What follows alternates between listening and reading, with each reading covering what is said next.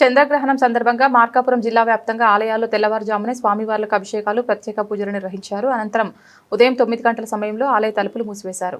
శ్రీ లక్ష్మీ చెన్నకేశవ స్వామి ప్రధానార్చకులు అపనాచార్యులు మాట్లాడుతూ గ్రహణం ముగిసిన తర్వాత బుధవారం సాయంత్రం 6 గంటలకు సంప్రోక్షణ నిర్వహించి తిరిగి భక్తులకు దర్శనావకాశం కల్పిస్తామని తెలిపారు. శ్రీ జగదంబ సమేత మార్కండేశ్వర స్వామివారి ఆలయంలో కూడా గ్రహణానికి ముందు ప్రత్యేక పూజా కార్యక్రమాలు నిర్వహించారు. ఖగోళ శాస్త్రపరంగా గ్రహణ సమయానికి 6 గంటల ముందే ఆలయాలను మూసివేయడం ఆనవాయితీగా కొనసాగుతోంది.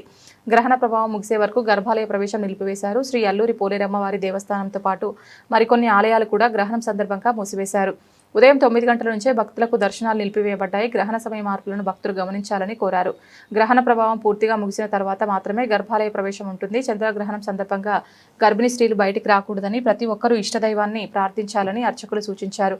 చంద్రగ్రహణం ముగిసిన అనంతరం సంప్రోక్షణ చేసి తిరిగి నిత్య దర్శనాలు ప్రారంభించనున్నారు.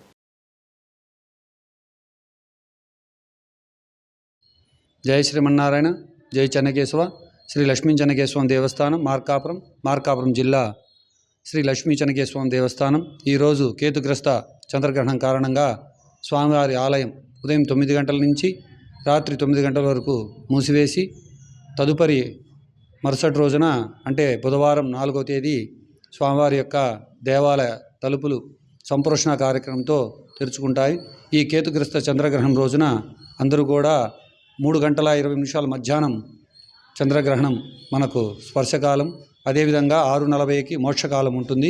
కాబట్టి అందరూ కూడా భక్తాదులందరూ కూడా స్వామివారి యొక్క మీ యొక్క ఇష్టదేవత ఆరాధన 3 గంటల 20 నిమిషాల నుంచి 6 గంటల 40 నిమిషాల వరకు మీ ఇష్టదేవత ఆరాధన చేసుకుంటే చాలా మంచిదని చెప్పి మనకు మన సిద్ధాంత ప్రమాణాలు చెప్తున్నాయి, శాస్త్ర ప్రమాణాలు. అదేవిధంగా ఈ గర్భిణీ స్త్రీలు ఎవరైనా ఉంటే వారు కూడా మధ్యాహ్నం 12 గంటల నుంచి రాత్రి 8 గంటల వరకు బయటికి రాకుండా ఇంటి లోపలనే ఉండి స్వామివారి యొక్క మీ యొక్క ఇష్టదేవత ఆరాధన చేసుకోవటం చాలా మంచిది.